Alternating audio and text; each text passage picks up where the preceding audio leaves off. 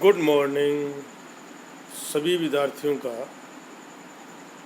हार्दिक अभिनंदन। आज का हमारा डिस्कशन का टॉपिक कैलकुलेशन ऑफ वैल्यू पर शेयर पार्ट सेकंड। आज हम प्रति इकाई अंश का मूल्य ज्ञात करने के पार्ट सेकंड के बारे में चर्चा करेंगे। फर्स्ट जो पार्ट था उसमें हमने कंपनी द्वारा केवल एक ही प्रकार के अंश, जिसे इक्विटी अंश बोलते हैं, ही जारी कर रखे हैं। उस परिस्थिति में प्रति अंश का मूल्यांकन किस प्रकार से करते हैं इसके बारे में जानकारी प्राप्त की थी। और आज हम ये जानकारी प्राप्त करेंगे कि कंपनी ने इक्विटी अंश के साथ साथ पूर्वाधिकार अंश भी जारी कर रखे हैं। तब हम अंशों का मूल्यांकन किस प्रकार से करेंगे।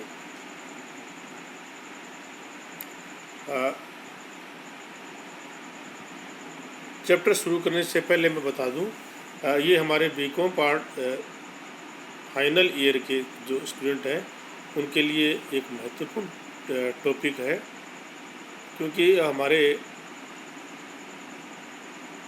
जो विद्यार्थी हैं उनको अंशों का मूल्यांकन प्रति अंश के हिसाब से करना और उनका जानकारी होनी जरूरी है, क्योंकि इससे संबंधित सैद्धांतिक प्रश्न है वो एग्जामिनेशन में आपसे ज़रूर पूछे जाते हैं। इसलिए इसका विस्तार से अध्ययन करना जरूरी है। यदि कंपनी ने, देखिए कि कौन से अंशों की बात कर रहे हैं, पूर्वाधिकार अंश की बात कर रहे हैं। पूर्वाधिकार अंश को हम अधिमान अंश भी बोलते हैं। देखिए कि यदि कंपनी ने इक्विटी व पूर्वाधिकार दोनों ही प्रकार के अंश निर्गमित कर रखे हों, तो इक्विटी अंशों के मूल्यांकन के लिए पूर्वाधिकार अंश पूंजी व इन पर बकाया लाभांश दोनों को ही शुद्ध संपत्तियों में से कम किया जाएगा। अब आपको ये बात ध्यान में रखनी है कि जब एक ही प्रकार के अंश थे उसमें हमने क्या किया था, कंपनी की शुद्ध संपत्ति का मूल्यांकन किया था, याद आ रहा। और शुद्ध संपत्ति में कंपनी के इक्विटी अंश नंबर ऑफ शेयर का हमने भाग दिया था, तो पर वैल्यू प्राप्त हो गई थी। और उसमें 3 प्रकार की परिस्थितियाँ थी। अब परिस्थिति थोड़ी चेंज हो गई है। चेंज क्या हो गया है कि कंपनी ने इक्विटी अंशों के साथ साथ पूर्वाधिकार अंश भी जारी कर रखे हैं।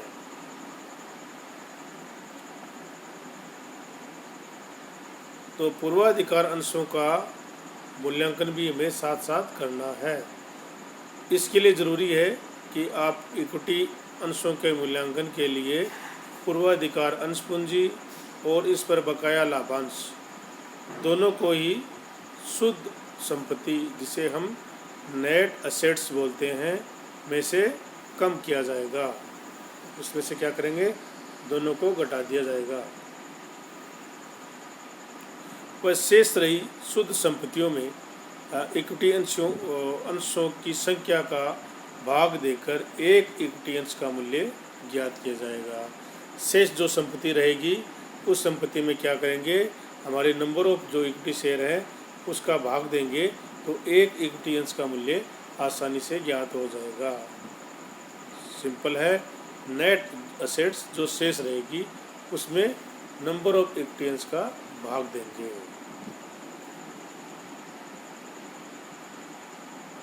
ये हो गए हमारी सार्वजनिक कंपनी का। इसी के साथ निजी कंपनी के अंतर नियमों में पूर्वाधिकार अंशों को प्रदत्त पूर्वाधिकार है, उनमें से किसी भी पूर्वाधिकार पर प्रतिबंध लग सकता है। कंपनियां हैं वो क्या है, पूर्वाधिकार अंश प्राप्त करने के लिए उनको पूर्वाधिकार दिया जाता है कि अगर कंपनी का दिवालिया हो गया या कंपनी जब बंद की जाएगी तो कंपनी सबसे पहले आपके जो पूंजी है उसका भुगतान किया जाएगा।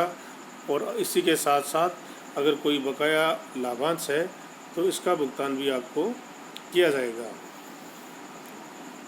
और इसी के साथ निजी कंपनी है वो इन पर प्रतिबंध लगा सकती है। ऐसी स्थिति में अंशों का मूल्यांकन हमें निम्नलिखित में से किसी भी प्रकार से किया जा सकता है। आगे परिस्थिति में बताऊंगा, उन परिस्थितियों में से हम किसी भी परिस्थिति के बारे में जानकारी प्राप्त कर सकते हैं अंशों का मूल्यांकन करने की। ठीक है, आगे चले। ये देखिए,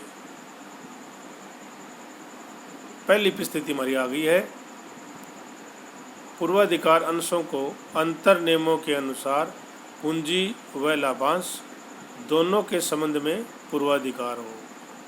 परिस्थिति को बेहतर तरीके से समझना है। पूर्वाधिकार अंश है उनको पूंजी पर और लाभांश के संबंध में पूर्वाधिकार है। जब कंपनी का दिवालिया या कंपनी को बंद किया जाएगा तो पूर्वाधिकार अंश पूंजी और जो लाभांश है उसका भुगतान सर्वप्रथम इनको किया जाएगा। इस परिस्थिति में हम क्या करेंगे, वैल्यू पर शेयर, प्रति इकाई अंश का मूल्य ज्ञात करने का हमारा फॉर्मूला क्या होगा। सिंपल फॉर्मूला है नेट एसेट्स माइनस, हम कोष्टक स्टार्ट करेंगे, प्रेफरेंस शेयर कैपिटल में जोड़ेंगे arrear of preference share dividend. अगर कोई बकाया लाभांश है तो उस एरियर की राशि को इसमें ऐड करेंगे और नंबर ऑफ इक्विटी शेयर का उस जो अमाउंट है उसमें दे देंगे भाग, तो हमारा वैल्यू पर शेयर का मूल्य कैलकुलेशन हो जाएगा। सिंपल है।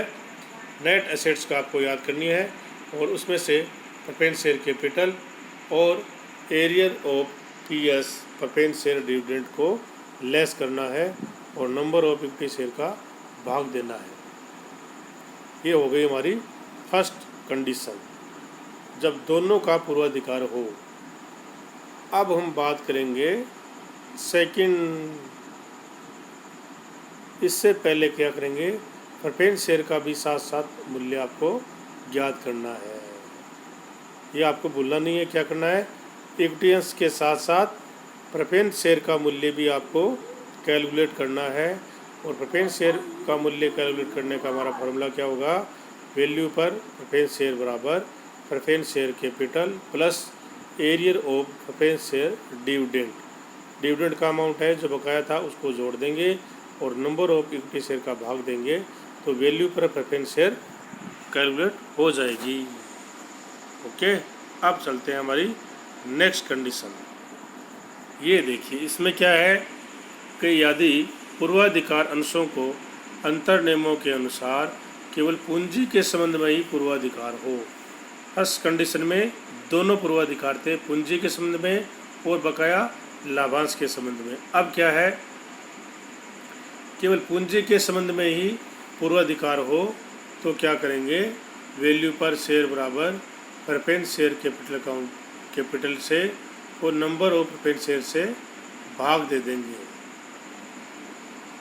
क्या कर देंगे, भाग दे देंगे, तो वैल्यू पर शेयर का मूल्य कैलकुलेट हो जाएगा। ऐसी स्थिति में पूर्वाधिकार अंश का मूल्य उनके प्रदत्त मूल्य के बराबर होगा। ये जो स्थिति है हमारी, केवल पूंजी पर पूर्वाधिकार हो तो उसका मूल्य उसके प्रदत्त मूल्य के बराबर होगा। फॉर्मूला हमारा क्या होगा, preference share capital account D या कैपिटल को डिवाइड करेंगे नंबर ऑफ प्रेफरेंस शेयर से। ठीक है, नेक्स्ट देखिए,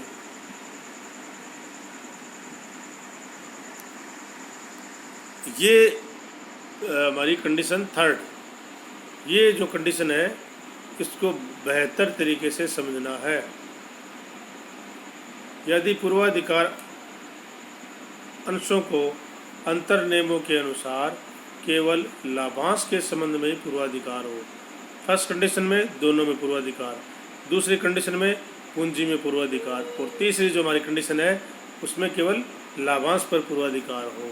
तो सिंपल है, नेट एसेट्स का मूल्य हम ज्ञात करेंगे और उसमें से arrear of preference share capital का अमाउंट को लेस करेंगे और number of equity share plus number of preference share का भाग देंगे तो value per equity share calculate हो जाएगा।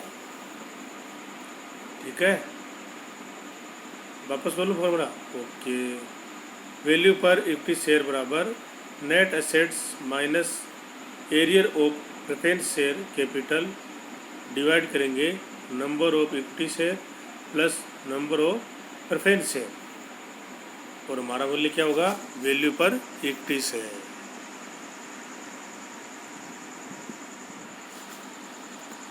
अब इसमें क्या होगा कि इक्विटी शेयर है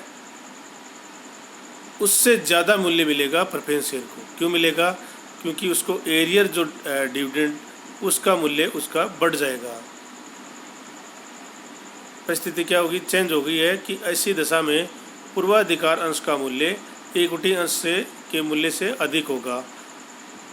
एक तो सेम वैल्यू आएगा इक्विटी शेयर और प्रेफरेंस शेयर का आ गया, तो वैल्यू पर प्रेफरेंस शेयर बराबर value per equity share plus arrear of preference share dividend. Arrear of preference share dividend को हम डिवाइड करेंगे नंबर ऑफ प्रेफरेंस शेयर्स।